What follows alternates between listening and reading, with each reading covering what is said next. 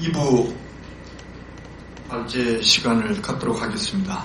이번 2부에서도 세 분의 발제자 분들께서 발제를 이어가도록 하겠습니다. 발제가 끝나고 발제한 부분에 대해서 토론을 갖도록 하겠습니다. 자, 먼저 소재흥 변호사께서 개정교육과 법적인 문제라는 제목으로 발제를 시작하도록 하겠습니다. 안녕하십니까, 소재흥 변호사입니다. 제가 이 발제에 나서게 된 것은 실제 개정교육 현장에서 일어났던 위법 사례들에 제가 직접 참여도 해보고 그 예방에 대한 그 피해 구제에 대해서 참여한 경험을 바탕으로 이 개정교육 과정에서 일어나는 위법 사례들이 어떤 것이 있고 현재 법원, 검찰, 경찰에서 어떻게 이에 대해서 법적인 처리를 하고 있는지 그런 부분에 대해서 중점으로 좀 살펴보도록 하겠습니다. 먼저 개정교육이라는 것은 말 그대로 종교를 바꿔주는 교육을 말합니다. 예를 들면은 불교에서 기독교 또는 기독교에서 불교로 바꾸는 과정의 교육을 말하는데요. 실질적으로 이렇게 대한민국 내에서 개정교육을 담당하는 그런 제도는 법적으로 존재하지 않습니다. 그는 왜 그러냐면 우리 아까 대표님께서 말씀하신 것처럼 대한민국 헌법에는 종교의 자유가 있습니다. 상교의 자유가 있고 그에 따라서 국교도 인정되지 않을 뿐만 아니라 또 정치와 종교는 분리되도록 되어 있는 그런 헌법의 규정과 이념에 따라서 그런 교육제도는 존재하지 않습니다. 다만 어느 종교에 대해서 또 어느 종교의 교리나 이념에 대해서 비판할 수 있는 자유는 우리 국민이 갖는 언론의 자유나 또는 종교의 자유 차원에서 비판의 자유는 갖는다고 볼 수 있겠습니다. 하지만 오늘날 한국에서의 개정교육은 실태를 보면 같은 종교 안에서 교단을 바꾸는 것, 교리를 바꾸는 그런 의미로 그런 행태로 자행되고 있는 게 현 실정입니다. 그래서 먼저 기독교에서의 개정교육의 유래를 좀 잠깐 살펴볼 필요가 있는데요.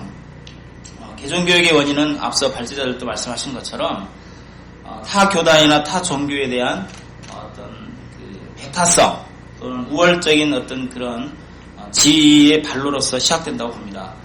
상대성을 인정하고 타인의 존재를 인정해준다면은 그런 개정교육 자체에 그 부분이 없이 공존할 수 있는데 어떤 배타적인과 우월성을 점하는 그런 발로에서 시작되기 때문에 그 원인이 있다 할 것입니다. 또 역사적인 배경을 보면은 기독교 같은 경우는 칼빈은 원래 프랑스 사람인데 스위스로 망명을 해서 종무국에 종사했던 종교인입니다. 그래서 본인은 원래 로마 카톨릭이었는데 기독교로 개종을 한 이후에 기독교 강요라는 책자와 수많은 주석책을 통해서 자신의 교리와 맞지 않는 기독교 단체를 소위 말한 이단으로 정죄하고 자기들만의 장로법원을 사회법원과 달리 종교법원을 설치해서 신앙인들을 재판해서 소위 말해서 마귀 마녀 재판식을 해서 사람들을 살해했던 게 사실입니다.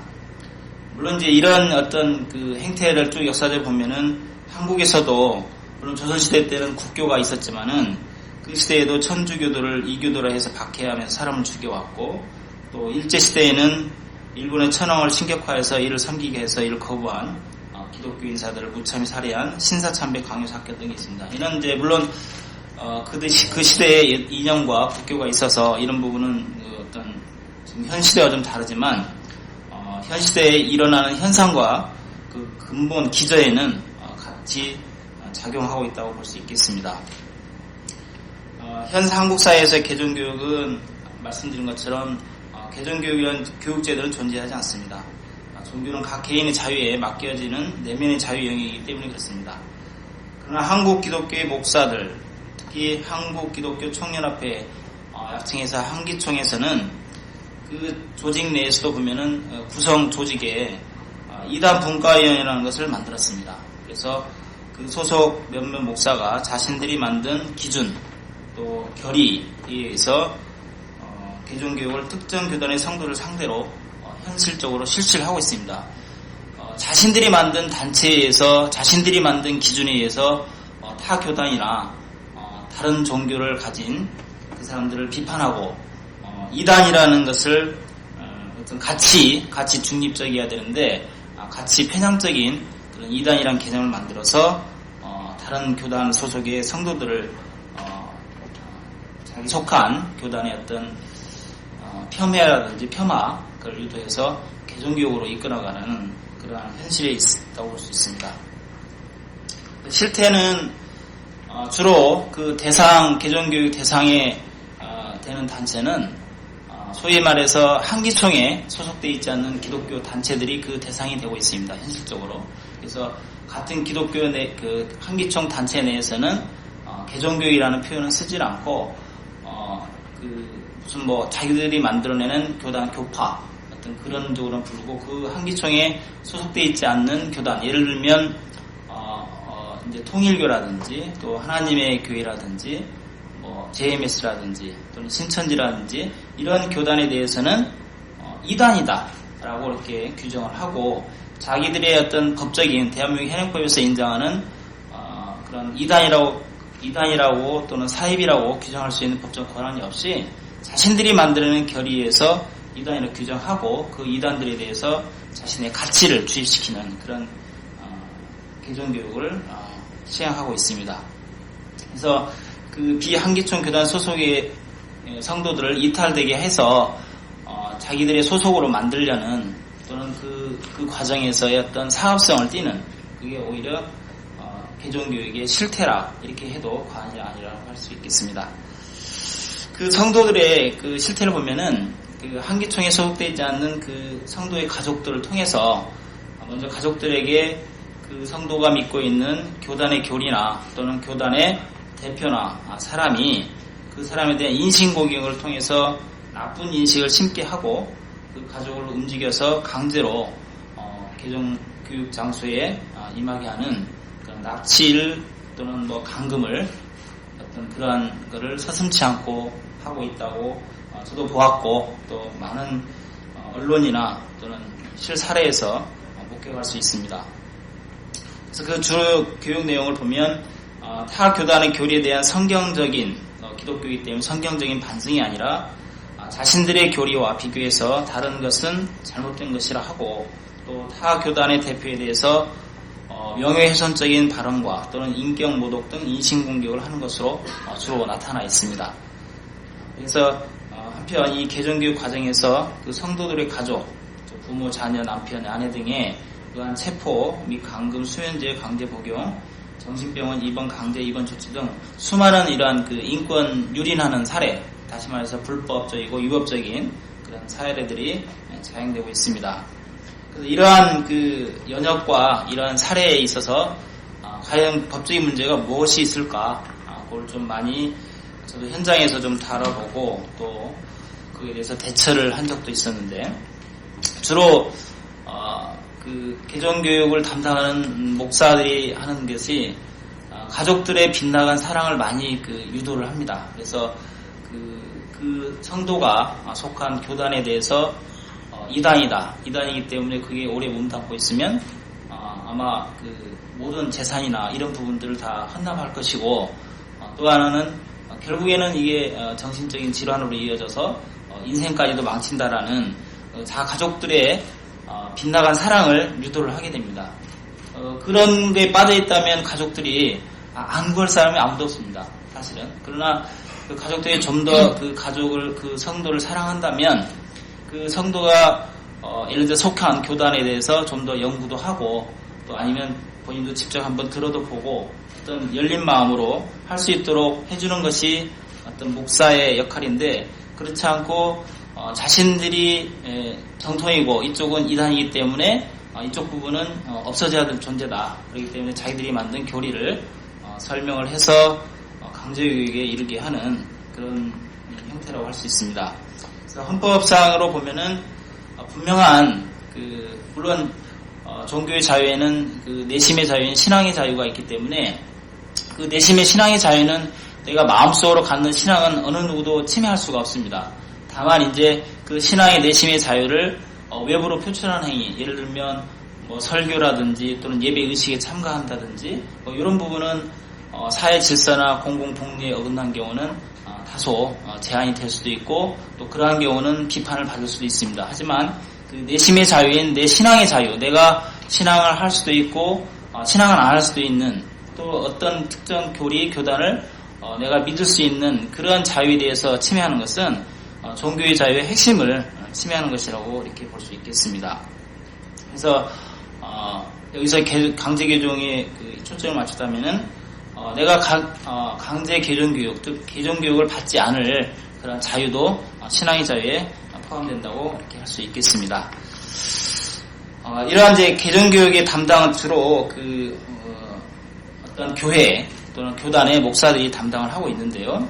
그 개종 교육 목사에 대한 형사처벌이 실제로 이루어졌습니다. 그래서 이루어진 이후부터는 실제로 본인들이 직접 개입이 돼서 하는 것이 아니라 성도의 가족들로 하여금 강제로 납치 감금을 하지 않으면 안 되는 정도의 그러한 타 교단과 교리에 대해서 잘못된 정보를 주입하고 그래서 강제로 교육장소에 데려오게 합니다.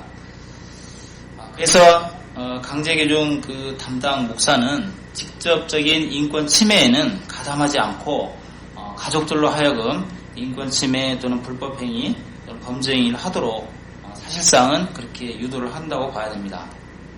그래서 그들의 말하기를 자신들은 직접 인권 침해를 하지 않았으니까 문제가 없다고 할지 모르지만 법적인 의미에서 볼 때는 어떤 교사 정도의 수준은 돼 있지 않지만 본인의 말에 의해서 가족들이 그 성도를 납치 감금할 수도 있다라는 어떤 미필적인 고의 또는 인식이 있는 그런 과실이 있다고 봐서 그런 경우는 교사 내지는 방조에 범죄행위 방조에 이르렀다고 볼 수 있습니다. 그래서 실제로도 그렇게 해서 개종을 담당했던 목사가 형사처벌을 당한 그런 사례도 있습니다. 그래서 다항에 보면 위법한 이제 개종교육 유형인데요. 그래서 개종교육이라는 것은 그냥 단순히 어떤 교리 비판의 차원을 넘어선 현실에서는 교리 자체를 강제적으로 주입시키는 교육이라고 이렇게 볼 수 있겠는데요. 그러려면은 그 사람이 자유롭게 타 교단에 속한 사람이 자유로운 상태에서는 그게 주입되지 않기 때문에 일정한 그 공간, 다시 말해서 그 교육 대상인 대상자가 거기서 움직이지 못하도록 움직일 수 없도록 나갈 수 없도록 하는 상태에서 교육을 하는 거기 때문에 실제로 감금이 되는 겁니다. 그래서 가족을 통한 통제라든지 아니면 그 교육 담당하는 그 인원들에 의해서 통제한 상태에서 이루어지게 됩니다. 실제로 원룸을 구해서 가족들로 하여금 원룸을 구해서 그 원룸 안에서 가족들이 감금한 채 교육을 하는 그런 사례도 있고요. 또 하나는 교회 내 그 목사 방에서 이루어지는 경우도 있고 다양하게 이루어지고 있지만 그 형태의 기본은 감금이 된다는 것이죠. 또 하나는 이제 교육장에 이르는 과정에 어떤 움직이지 못하도록 또는 도주하지 못하도록 하기 위해서 가족들에 의해서 자행되는 세포 감금 또는 폭행이라든지 상해라든지 이런 부분도 많이 발생을 하고 있습니다. 물론 이러한 우려가 있어서 성도들이 이러한 사례가 발생할 경우에 자신들의 인권을 또는 자신의 신앙을 지키기 위해서 신변을 보호해달라는 요청을 하기도 하고 그를 서면으로 작성해 놓기도 합니다. 하지만 이러한 서면을 가지고 실제 사례가 발생했을 때 경찰서나 또는 수사관서에 가게 되면 경찰이나 수사관서는 그 가족, 그러니까 원래 피해를 입은 성도를 먼저 접촉하는 것이 아니라 그 가족을 침해를 하고 있는 그 가족을 먼저 접촉을 하게 됩니다. 그렇게 되면은 어떻게 된 현상이 일어나냐? 이거는 우리 가족의 문제고 이 가족을 내가 지켜야 되기 때문에 하기 때문에 이건 단순히 어떤 종교적인 문제가 아니다. 또는 경찰이 개입할 문제가 아니다라고 이렇게 합니다. 그럼 실질적으로 경찰의 입장에서는 이건 뭐 그래도 하기 싫은데 가족의 문제라니까 더 이상 더 진전이 없게 되는 경우입니다. 그래서 그런 부분들을 좀 많이 악용을 해요. 강제 개종하는 그런 목사들이. 그러나 실질적으로 예를 들어서 성도를 보호할 수 있는 어떤 법적인 지위를 가진 변호사들이 대동을 해서 그 경찰을 신변보호 요청서를 제출하고 출동 요구를 했을 때 만일에 그 출동을 하지 않은 경우에는 경찰은 직무유기를 하게 되는 것이고요. 그 부분에 대해서는 경찰관에 대한 법적인 어떤 제재도 가할 수 있습니다. 하지만 출동을 했을 때 경찰관이 과연 어느 정도까지 공권력을 발동해야 되느냐, 이 부분은 사례에 따라 다를 수 있지만 그 피해자의 의사를 존중을 해야 되는 것은 사실입니다. 그래서 피해자가 나는 이 상태에서 벗어나고 싶다라고 하면 그게 설령 감금을 하고 압제를 하고 있는 그 주체가 가족이라 하더라도 그건 풀어줘야 되는 게 법적으로 맞습니다. 그래서 그런 부분들은 실질적으로 그런 상태가 그렇게 이루어지고 구출도 되고 있는 상태가 있어서 이제 개종 목사들은 더 한층 더 진화를 합니다. 진화를. 그래서 아예 가족들로 하여금 연락이 되지 않도록 휴대폰 자체를 다 연락할 수 있는 어떤 그 매체를 다 이렇게 회수를 하거나 아니면 본인들도 그 휴대폰 자체를 꺼놓는 이런 식으로 해서 교육장까지 이르게 합니다. 그래서 이런 부분은 이제 뭐 여러 가지 행태가 있지만 개종을 하는 것 자체의 어떤 뭐 교리 비판이나 이런 것은 문제가 되지 않겠지만 그 과정에서 이루어지는 뭐 명예훼손적인 내용이라든지 어떤 그 인권 침해적인 부분은 분명한 범법행위이고 위법행위라고 할 수 있습니다. 그래서 실제로 본인은 가족에서 그 감금되어 온 성도를 그에 대해서 뭐 개종 교육을 하고 이런 부분에 대해서는 법원에서도 그에 대해서는 종교 비판의 자유의 범위를 봐서 그에 대해서는 뭐라고 법원에서도 처벌하지 않습니다. 다만 그 행태로 나타난 감금이라든지 폭행에 대한 방조 이런 부분을 처벌하고 있는데 이런 부분은 사실상 헌법의 정신과 이념을 구현하는 법의 일종의 흠결이라고 할 수 있습니다. 왜냐하면 신앙의 내심의 자유는 선언되어 있지만 실질적으로 침해되는 것은 교육에 의해서 사실은 침해된다고 볼 수 있거든요. 근데 이런 경우에는 어떤 입법적인 해결을 통해서 뭐 종교 해방죄라든지 아니면 신앙을 침해하는 신앙 침해죄라든지 이런 부분을 좀 차후에는 국회 논의를 통해서 인권적인 측면에서 그런 부분 좀 입법화 되어야지 않겠느냐. 아까 인권 그 연대의 사무국장님이 계셨으면 아마 그런 부분을 좀 참조를 해서 국회 입법 활동해도 참 좋은 사회 활동을 할 수 있겠는데 좀 아쉬운 점은 좀 있습니다. 그래서 그런 그 종교 예배의 자유를 침해하는 예배 방해죄는 형법에 신설이 되어 있습니다. 하지만 그 예배를 하는 목사들의 그런 설교의 자유는 신앙의 자유에서 또 형법에서까지 보장을 하고 있지만 그 실질적으로 신앙하고 있는 성도들에 대한 그 신앙이 침해되었을 때에 대한 법적인 보장은 없다는 것이죠. 그래서 헌법 자체가 선언적인 의미로만 지금 돼 있다는 게 조금 아쉽고 이런 부분은 분명히 국가에서도 인권을 보장한다는 선언적인 의미로만 있을 것이 아니라 구체적으로 입법 활동을 통해서 또는 정부 발제를 통해서라도 어떤 실질적인 권익이 보장될 수 있도록 입법이 되었으면 하는 바람입니다. 최근에 그 한기총 소속의 이단 분과에 속한 개종 교육에 대한 그 목사들에 대한 처벌로서는 방금 말씀드렸다시피 감금 방조로 집행유예를 선고를 해서 형사처벌한 경우가 있고요.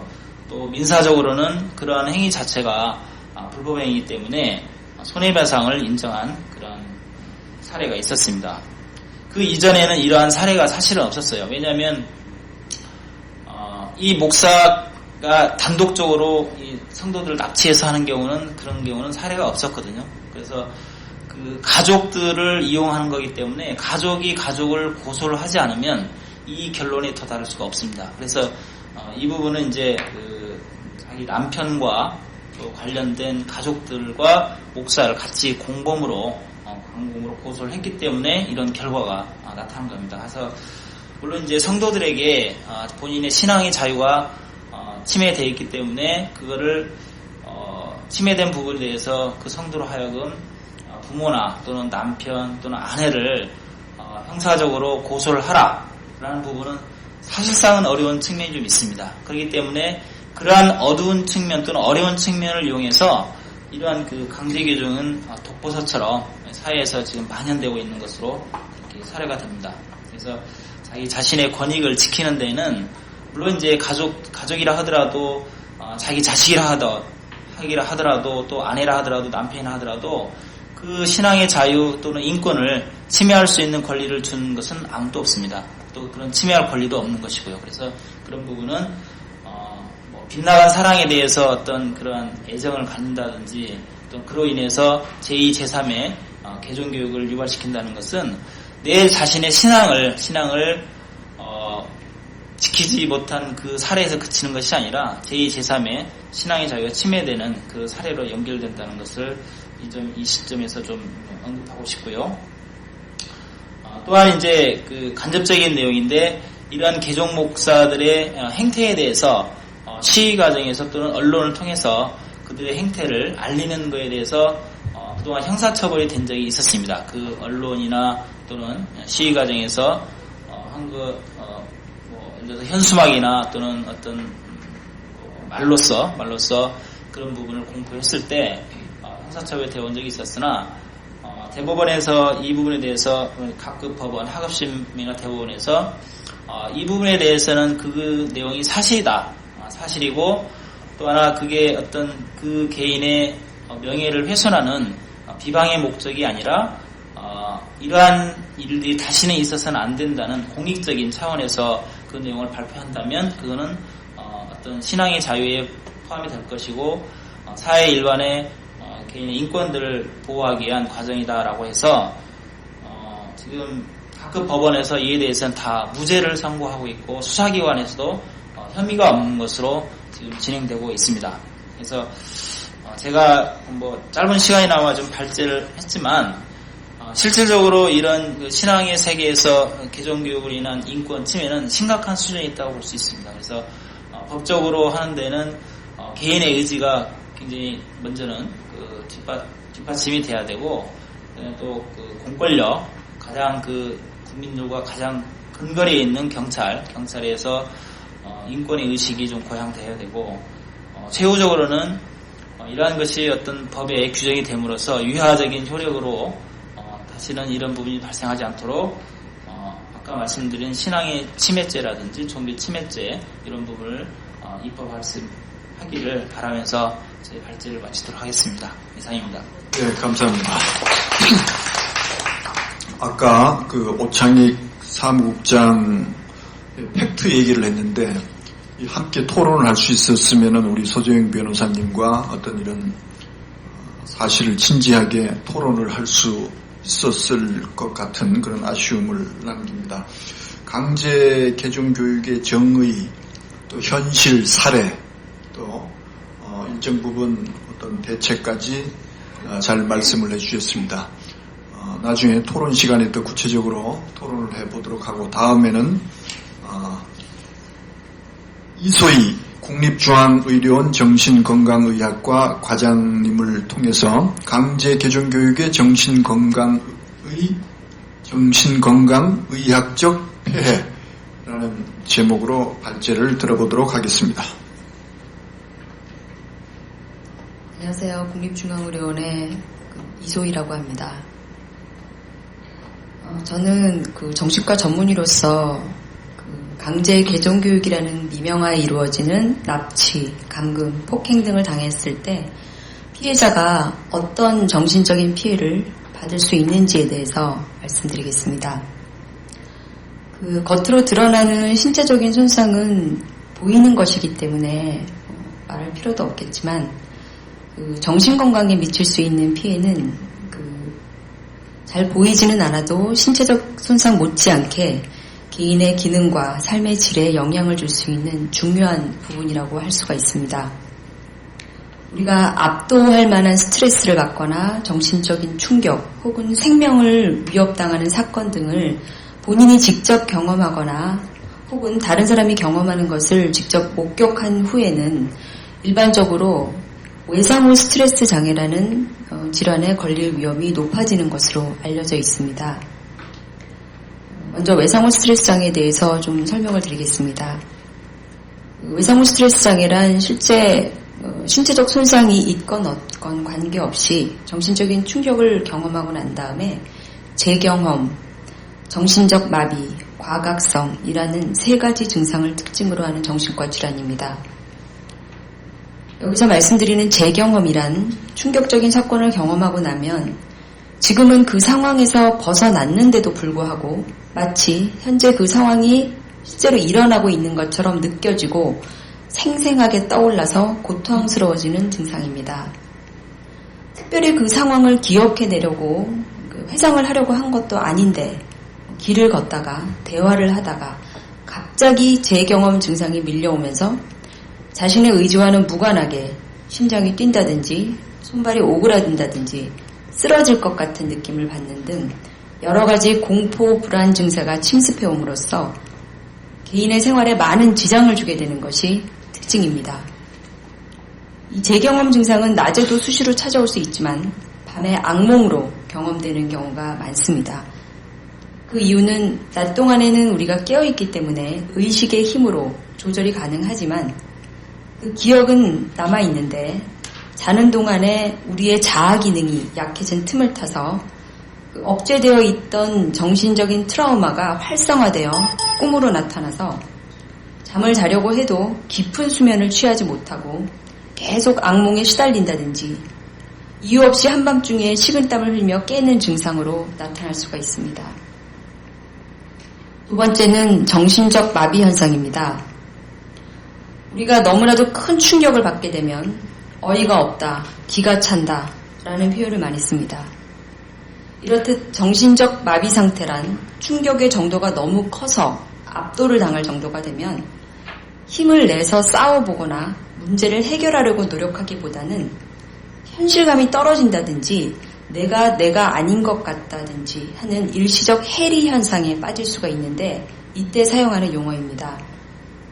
그래서 전에는 감정 표현도 풍부하고 활달하던 성격이었는데 그 이후로는 웬만한 일은 포기하거나 하지 않으려고 하고 모임에도 잘 나가지 않고 감정 표현도 거의 없어지고 집중력과 기억력이 떨어지고 이따금씩 정신이 나간 듯 멍해져서 학생이나 직장인이 하던 일에 대한 능력이 떨어지는 현상을 보일 수 있습니다. 그리고 그 정신적 외상을 받은, 즉 트라우마를 생각나게 하는 장소나 관련된 사람, 활동을 회피하는 증상이 나타나기도 합니다. 세 번째 증상은 과각성 현상입니다. 이것은 이유 없이 깜짝깜짝 놀란다든가 벨소리나 큰 소리만 들어도 소스라치게 놀라거나 항상 긴장하고 경계심을 늦추지 못하는 상태를 야기하게 됩니다. 이러한 과각성 현상은 우리 몸의 자율신경계 중에서 교감신경계라는 것이 항진되었을 때 나타나는 증상입니다. 이 외상후 스트레스 장애는 트라우마가 어떤 종류이든 간에 예를 들어서 태풍이나 홍수와 같은 천재지변이든 강도나 테러와 같은 인재이든 일단 트라우마에 노출되면 발생할 수 있는 질환이라고 할 수가 있습니다. 하지만 트라우마를 경험했다고 해서 모두 외상후 스트레스 장애에 걸리는 것은 아닙니다.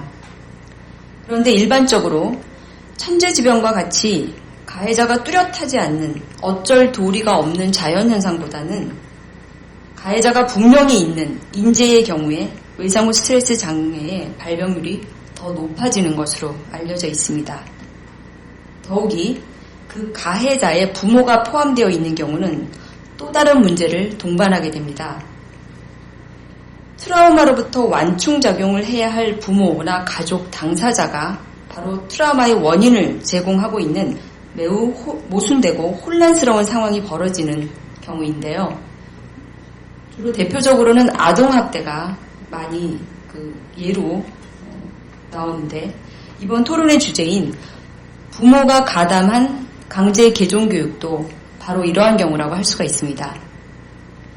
트라우마를 받은 후에는 빠른 회복을 위해서는 주변 사람들의 도움이 절실한데 그 충격을 받았을 때 가장 먼저 달려가서 위안과 지지를 받을 수 있는 대상이 되어야 할 부모나 가족이 바로 그 충격을 야기한 당사자라는 그 상황이 피해자가 트라우마로부터 속히 회복되지 못하는 걸림돌로 작용을 할 수 있기 때문에 병의 경과나 예후에 부정적으로 작용할 수 있습니다.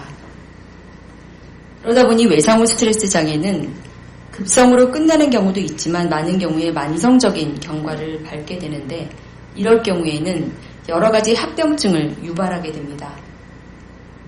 합병증으로는 사람을 잘 믿지 못하게 되고 의심부터 한다든지 항상 부정적인 사고방식을 가진다든지 사소한 일에도 화를 참지 못하고 짜증을 폭발한다든지 심하게는 폭력성을 보이기도 하고 우울증이 심해지고 혹은 자살 시도, 약물 오남용, 및 알코올 의존 등의 다양한 2차적인 문제가 공존할 수 있습니다. 강제 개종교육의 피해자에게 미칠 수 있는 가장 심한 정신건강의학적 폐해인 외상후 스트레스 장애에 대해서 설명을 드렸는데 그 외에도 적응장애, 불안장애, 우울장애 등도 있을 수 있습니다. 여기에 대해서도 잠깐 설명을 드리겠습니다. 먼저 적응장애는 그나마 가장 경과가 양호한 상태입니다. 스트레스를 받은 후에 불안, 우울과 같은 감정 상태나 문제 행동을 보이는 경우에 해당이 되는데 주로 스트레스 사건 후 3개월 이내에 발생을 하고 스트레스가 사라지면 일반적으로 6개월 이내에 증상이 소실되는 것이 특징입니다. 하지만 개인의 취약성이라든지 주변 사람들의 지지체계, 사회문화적 기준과 가치 등이 스트레스의 반응에 영향을 미칠 수 있고 적절한 치료를 받는 경우에 예후가 좋은 편이긴 하지만 이 질환 자체가 어른이나 청소년은 회복하는 어른보다 청소년이 회복하는 데 시간이 더 오래 걸릴 수 있습니다. 불안장애라는 것은 다양한 형태의 병적인 불안과 공포로 인해서 일상생활에 지장을 초래하는 질환입니다. 원래 불안과 공포는 사람에게 정상적으로 일어날 수 있는 정서 반응입니다. 하지만 그 정도가 정상적 범위를 넘어선 반응을 나타내게 되면서 정신적인 고통과 신체적 증상을 초래하게 되면 바로 불안장애로 진단을 하게 되는데 이 불안으로 인해서 우리 몸에 교감신경계가 흥분이 되어서 머리가 아프다든지 심장 박동 증가, 호흡 곤란, 위장 이상 증상과 같은 신체적 증상이 흔히 동반이 됩니다. 세 번째로 올 수 있는 것이 우울장애입니다. 우울장애는 의욕 저하와 우울감을 주 증상으로 해서 다양한 인지기능이나 정신 신체적 증상을 일으켜서 일상기능의 저하를 가져오는 질환입니다. 우울증은 일시적인 우울감과는 다릅니다. 개인적으로 약해서 생기는 것이 아니고 본인의 의지로 없앨 수 있는 것도 아니고 그 핵심 증상이 우울감과 삶에 대한 그 흥미와 관심의 상실인데 가장 심각한 증상이 자살 생각입니다. 실제 10%에서 15%는 자살 시도를 하기도 합니다. 일부에서는 본인의 감정 상태를 인식하는 능력 자체가 떨어져서 본인이 우울증이라는 것조차 모르고 지내다가 나중에 상당히 위축되어서 일상생활의 기능이 떨어져서야 인지되는 경우도 종종 있습니다. 그래서 거의 대부분의 우울증 환자는 의욕 상실을 겪게 되고 학업이나 직장에서 정상적인 업무에 장애를 느끼게 됩니다. 이분들은 잠이 들기도 힘들고 자주 깨거나 새벽에 깨어나서 다시 잠들 수 없는 수면 장애를 겪기도 하고 식욕 감소, 체중 저하, 성욕 저하들을 보이기도 하는데 일부 환자는 반대로 식욕이 증가하거나 수면이 길어지는 비전형적인 양상을 보이기도 합니다. 하루 동안의 그 증상의 변화도 보일 수 있어서 아침에는 증상이 심해졌다가 오후에 좋아지는 경향을 보일 수도 있습니다. 일부 우울증 환자는 신체 증상을 주로 호소하는 경우가 많아서 이런 경우에는 내과를 전전하지만은 검사를 아무리 해도 명확한 원인은 나오지 않고 그러다 보니 우울증 진단과 치료가 늦어져서 고생하는 경우도 많이 있습니다. 이처럼 저는 강제 개종 교육의 피해자가 고통받을 수 있는 다양한 정신과적 질환에 대해서 말씀드렸습니다. 일반적으로 트라우마를 겪은 분을 돕는 가장 좋은 방법은 안전한 환경을 제공하고 믿을 만한 사람과 함께 있으면서 필요할 때 편안하게 속을 털어놓을 수 있도록 도와주는 것입니다. 그래서 트라우마 이후에 시간이 지나면서 회복되는 분도 있겠지만 증상이 지속되거나 오히려 심해지는 경우에는 정신과 치료가 필요한 분도 있습니다. 하지만 무엇보다 중요한 것은 그 어떤 처벌이나 치료보다 이러한 트라우마를 처음부터 겪지 않도록 예방하는 것일 것입니다. 그래서 개개인의 의견과 권리가 존중되어서 이런 강제 개종 교육과 같은 비상식적인 일이 더 이상 우리 사회에 일어나지 않을 수 있도록 어떤 국가적인 혹은 사회적인 대책이 마련되었으면 하는 바람입니다. 이상입니다. 네, 감사합니다. 좋은 말씀 감사합니다. 강제 개정 교육 이름은 지금 듣기가 아주 좋습니다. 교육이라는 이름이기 때문에 교육보다 더 좋은 게 없지 않습니까? 교육. 그런데 교육인데 어떤 교육인가 봤더니만 납치, 감금, 뭐 어떤 이러한 어떤 수단이 동원된 교육이다 보니까 여기에 지금 표현된 대로 굳이 저도 표현해 보자면은 부모라는 그 애착 대상이 부모는 애착 대상인데 가해자라는 그런 현실 어떤 이런 것들이 이제 더 몹시 그 피해자를 힘들게 하고 많은 그 정신병 또 합병증으로 이어지는 그런 그 결과를 초래한다.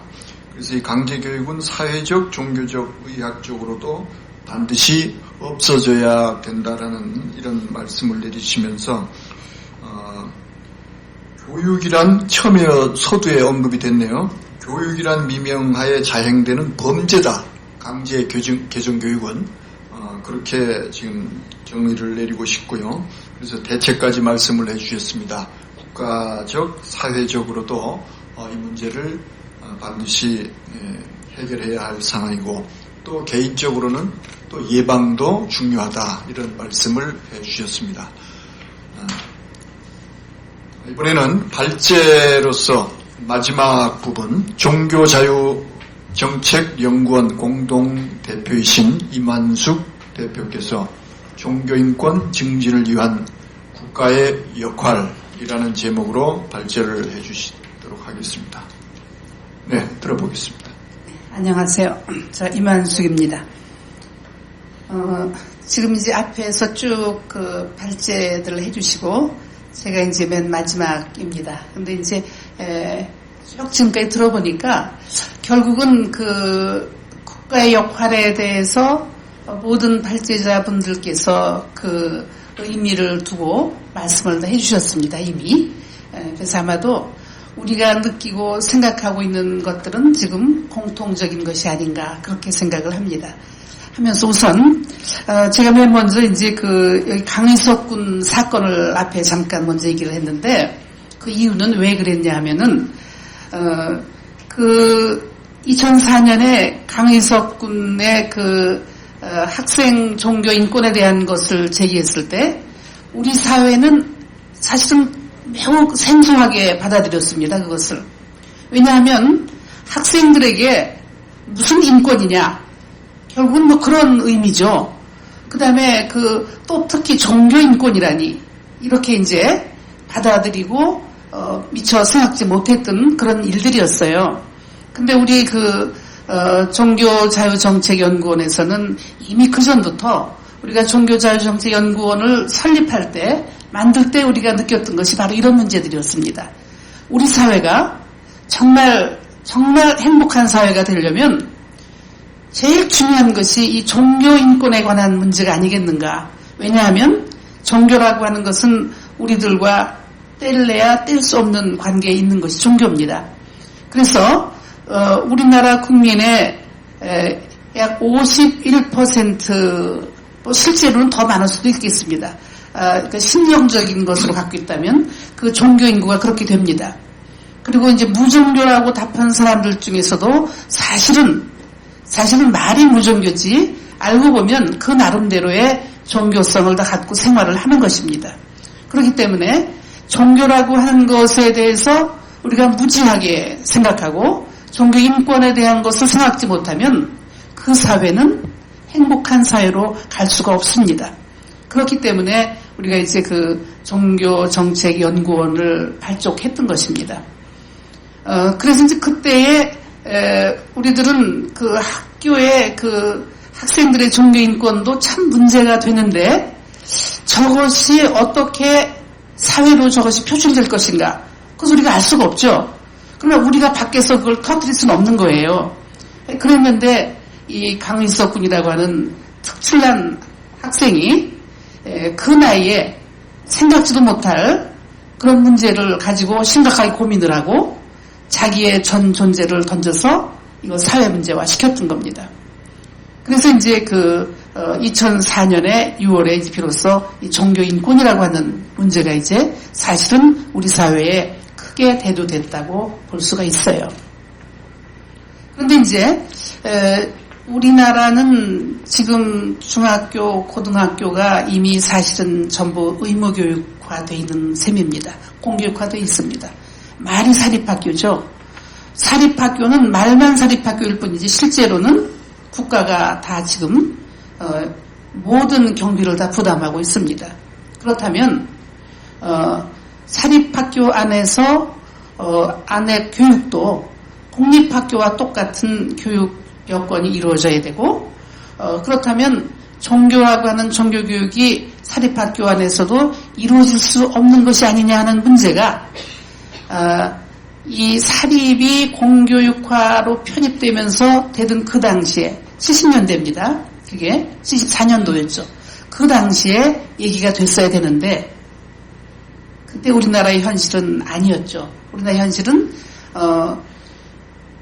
민주화의 열기, 그 다음에 억압적인 정치체제 그 속에서 미처 거기까지는 생각을 못하고 지나왔던 겁니다. 그것이 꼭 30년이 지난 후에 사회 문제로 터진 겁니다. 그렇다면 여기서 우리가 생각할 것이 뭐냐면요. 우리가 생각한 어떤 문제들이 우리들이 이제 좀 미리 그 사회의 문제들을 예리하게 보면 이 문제가 어떻게 될까라고 했었을 때 그때 빨리 그 손 쓰지 않으면 30년 후에 30년이라고 하는 건 한 세대입니다. 정확하게. 한 세대가 흘러간 후에 그게 부각되는 거예요.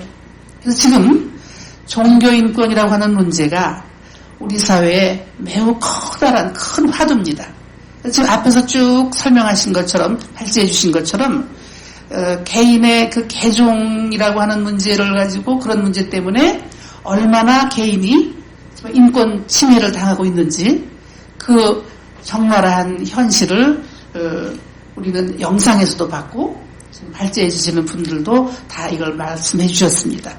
그래서 법적인 문제 또는 의학적인 문제에서 겪는 문제 뭐 이런 것들을 다 해주셨는데 바로 이런 개개인이 겪는 이런 일들은 실제로는 개인이 겪는 것처럼 되지만 이것은 사회가 만드는 것입니다.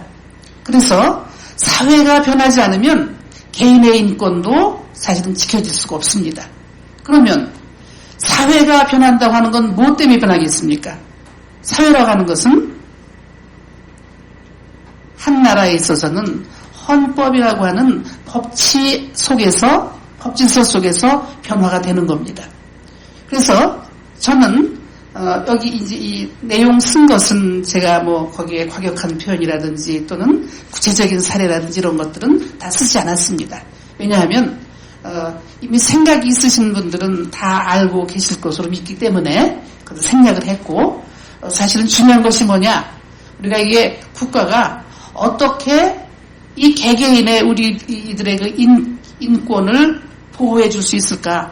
그 가장 효과적인 것이 무엇일까? 그럼 그 얘기를 하고 싶었고 그것을 말씀드리는 거였습니다. 그래서 저는 이게 법적으로 이게 보장이 잘 돼야 된다고 생각을 하는데 어떤 경우는 그런 말씀 하시는 분들이 있습니다. 종교라고 하는 문제를 법적인 걸로 규제하거나 그걸로 강제한다고 하는 건 그건 악수 중에 최악수다. 가장 저질의 것이지 그게 말이 안 된다. 오히려 그렇게 함으로 더 폐해가 생길 수 있다. 이렇게 말씀하시는 분들도 있습니다. 그러나 그거는 물론 정신적인 측면이라고 하는 면을 다룰 때는 그런 면이 없잖아 있겠죠. 그러나 우리는 이 거대한 사회라고 하는 구조 속에서 정치적인 동물입니다. 또는 사회적인 동물이고요. 그런데 어떤 의식을 이 개개인의 인권을 종교 인권도 마찬가지잖아요. 개개인의 인권을 보장받고 보호받기 위해서는 사실은 사회의 모든 개개인의 인식이 바뀌어야 됩니다.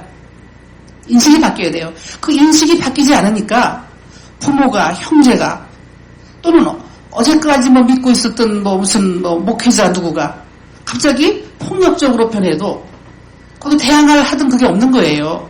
그 다음에 강한 어떤 이미 권력화된 강한 집단의 어떤 그 종교 집단이나 이런 것들이 압박을 가해오면 그걸 당하고 마는 거예요. 그래서 이 사회 인식이 바뀌어야 됩니다. 인식이 바뀌는 것은 법적인 걸로밖에 안 돼요. 사실은 처음에 그것이. 저는 그럴 때마다 그 얘기를 합니다. 우리 사회에 여기 우리 여성분들은 또 많이 계신데 아실 겁니다. 우리 사회에 30년 전만 해도 30년대 20년 전만 해도 사회 곳곳에서 여성들에게 가해지는 성희롱이나 성피해가 엄청나게 많았습니다. 그걸 아마 지금 적어도 30대 이상 35세? 30대 그 정도 이상인 분들은 중고등학교 시절에서도 많이 느꼈을 겁니다. 중고등학교 시절에 남자 선생님들이 여학생들을 대할 때 어떻게 대했습니까? 손잡고 쓰다듬고 볼 뺨 만지고 얼싸안고 등 두드리고 이거 예사였습니다. 학생 면담한다고 담임이 학생 면담한다고 옆에 앉혀놓고 면담하면서 계속 손으로 만지다면서 온몸을 주무르면서 면담을 합니다. 그러면 여선생들은 그걸 보다 못해서 견딜 수가 없잖아요. 제가 이렇게 말씀드리는 건 제가 저는 고등학교에서 오랫동안 교직을 했기 때문에 잘 압니다. 제가 현장을 다 많이 봤어요.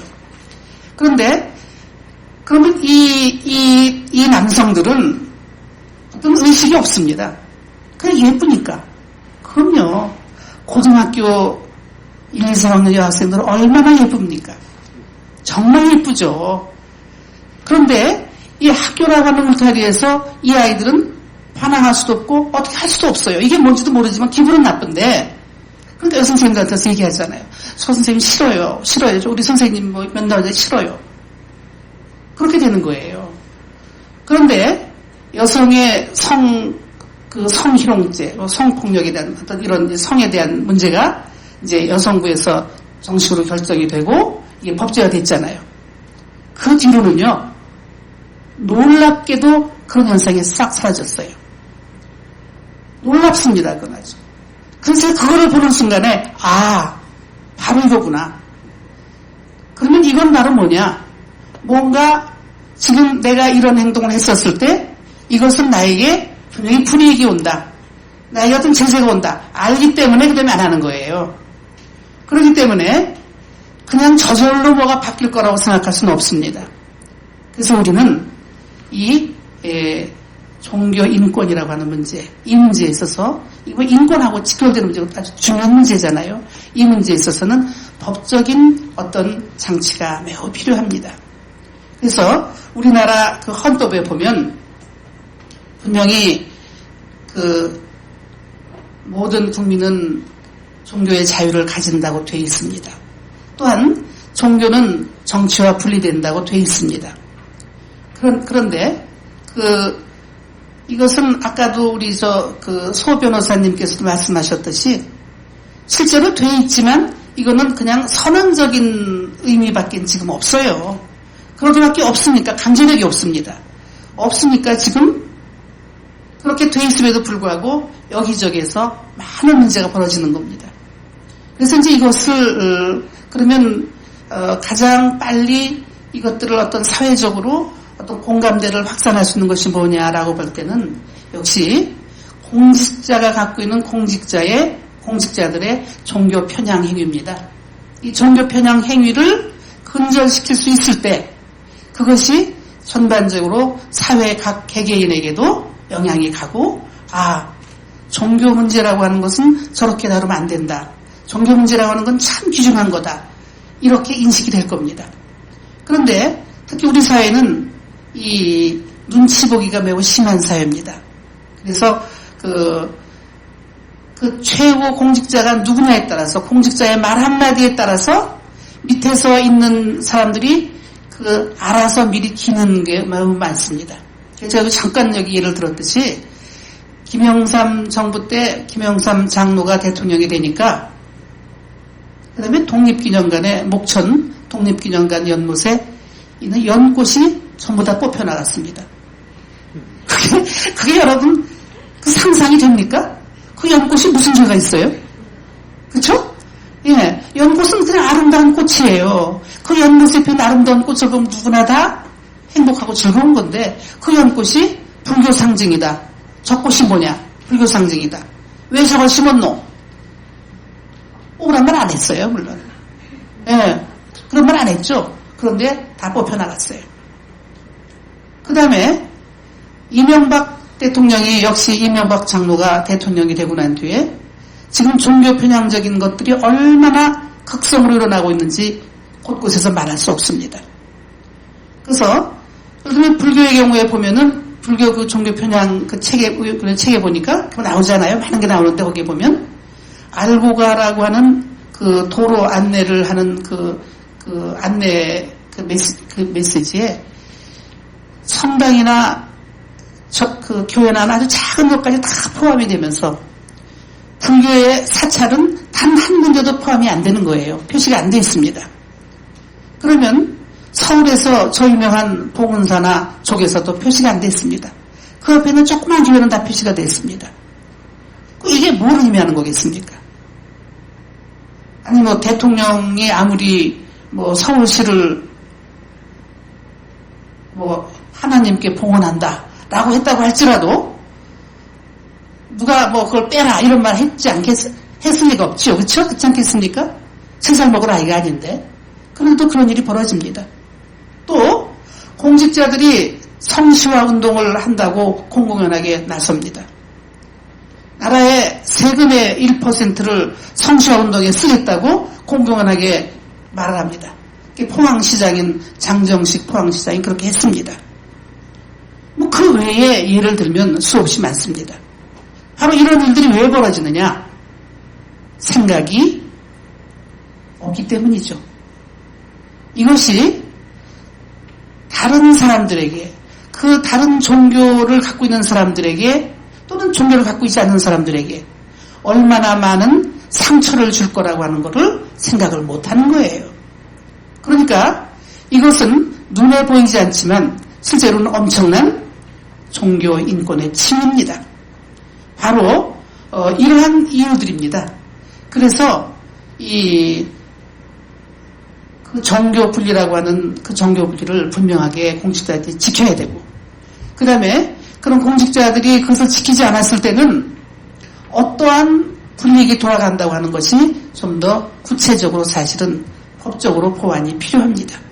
그래서 이게 이렇게 나에게 불이익이 돌아오는구나. 그러면 여성들에게 성희롱을 하는 것을 아무렇지도 않게 생각했던 그냥 인습적으로 돼 있었던, 나빠서가 아닙니다. 그 남성들이 나빠서가 절대 아닙니다. 그러나 인습적으로 이것이 무엇인지를 전혀 모른 채로 행동했던 그 행동을 자기도 모르게 옷깃을 바로잡으면서 고치듯이 바로 종교라고 하는 문제도 그렇습니다. 종교 편향 없어지고, 그 다음에 그러면 그것이 각 개개인의 종교라고 하는 것을 우리가 존중해야 된다고 하는 걸 알고, 또 그런 교육이 필요합니다. 바로 그 교육은 역시 국가가 솔선해서 할 수가 있습니다. 이게 종교교육이라고 하는 것, 어떤 특정 종교를 교육하는 뜻이 아닙니다.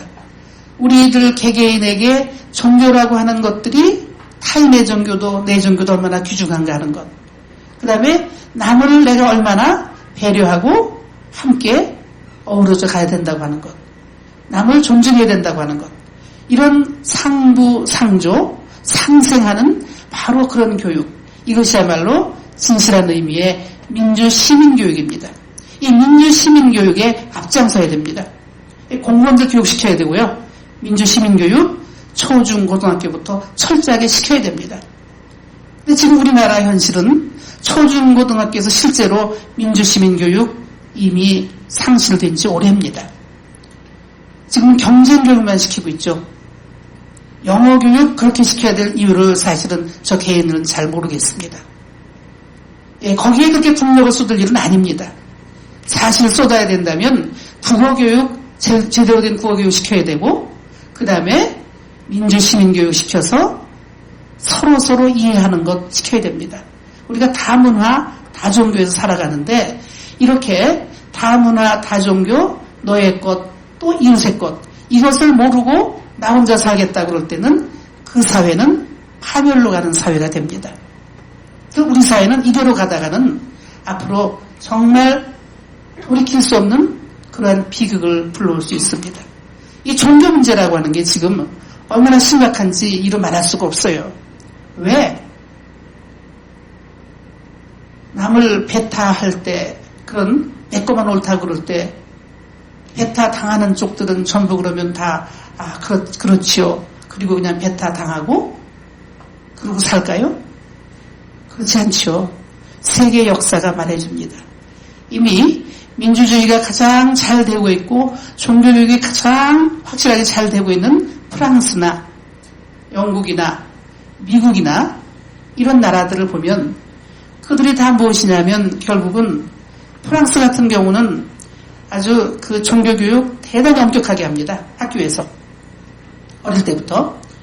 그런데 다른 사람과의 차별 절대 인정하지 않습니다. 평등 제일로 칩니다. 왜 그렇겠습니까? 프랑스가 소위 여러분 잘 알고 있는 위그노 전쟁이라고 하는 그 무시무시한 신구 기독교 간의 종교 전쟁이었지 않습니까? 그 무서운 전쟁을 겪고 그리고 시민혁명이 성공했을 때 맨 처음 내세운 것이 바로 종교의 자유였어요. 평등이었습니다. 그래서 그들은 알아요. 이 종교의 자유, 종교의 평등이라고 하는 이것이 무너지면 이 사회가 무너진다는 걸 알고 있습니다. 그래서 지금 저들은 그렇게 무섭게 지키는 거예요. 미국이 왜 저렇게 무섭게 종교의 평등을 지키겠습니까?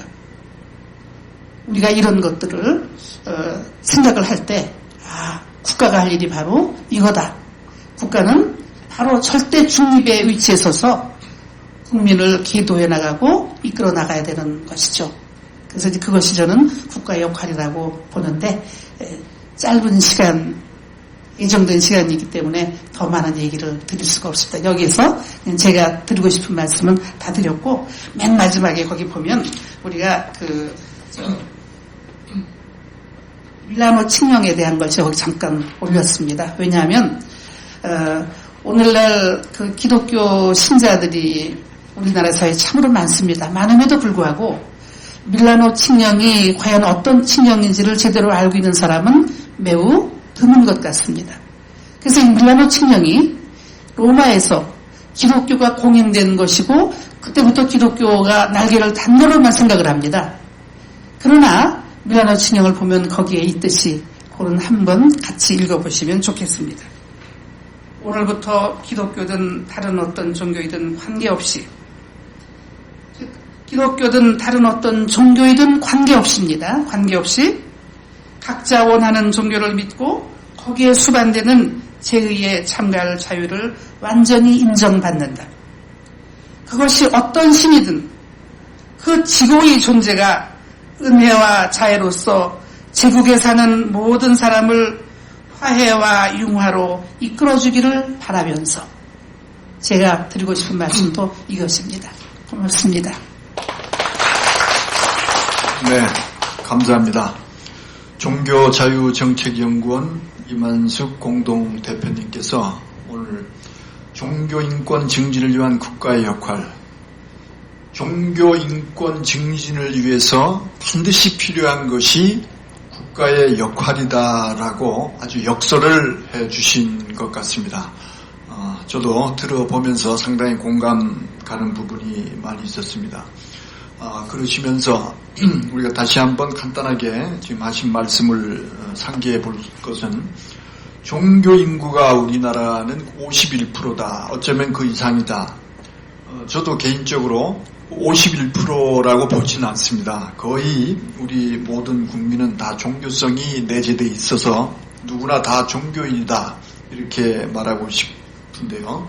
이러한 현실을 놓고 볼 때는 종교는 개인의 문제가 될 수가 없다는 거죠. 사회적인 문제고 국가적인 문제다. 사회적인 문제고 국가적인 문제니까 결국은 뭐라고 하시는 거죠? 국가의 역할이 절대적으로 필요하다는 거죠. 개입이 돼야 된다는 거죠. 그러면서 공직자의 종교 편향 금지법 같은 것이 강조돼야 되고 이 종교 인권을 위해서 반드시 국가가 개입을 해야 하는 그것은 곧 뭐냐? 바로 법치라는 데 의미를 상당히 두고 계신 것 같습니다. 즉 법으로 이것을 어떻게 다스리지 않고서는 해결할 수 없다라는 말씀을 강조하시고 또 강조하시면서 미라노 칙령까지 언급을 해 주셨습니다. 자, 이상으로 우리 발제하신 분들의 발제는 이제 다 들어봤고, 원래 이 지금 순서적으로 볼 때는 또 뭐 쉬었다가 토론을 한다 이렇게 돼 있는데 굳이 그럴 필요가 있을까요? 그냥 바로 토론을 해도 되겠죠? 자리 정돈? 그럼 한 5분간 마이크가